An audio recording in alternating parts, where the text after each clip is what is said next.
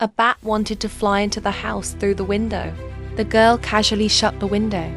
The bat crashed straight into the glass and knocked off one of its fangs. The bat turned into a vampire, baring her remaining fang to scare the girl.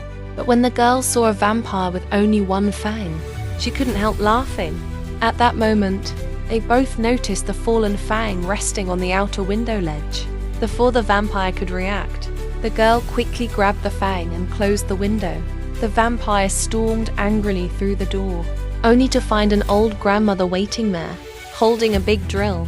The grandmother and the girl made a list for the vampire, demanding she complete every task before getting her fang back. So she began washing dishes, helping wipe the outside windows. While hanging laundry, she carefully leapt between the shadows of the clothes. A gust of wind lifted a bedsheet, exposing the vampire directly to sunlight.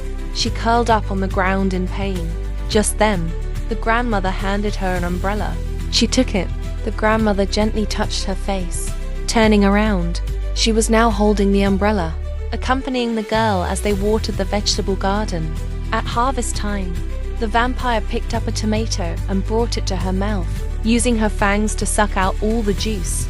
Seeing this, the girl copied her, grabbing one and stuffing it into her mouth. The juice splattered all over her face. Looking at the girl, the vampire laughed smugly. At last, she completed everything on the list. The girl and the grandmother kept their promise and returned the fang to her. Watching the vampire turn back into a bat and fly away, the girl felt a little sad. In the castle, the vampire sat up from her coffin and looked at the umbrella hanging nearby. On the street, the girl placed tomatoes from her basket onto the shelves one by one.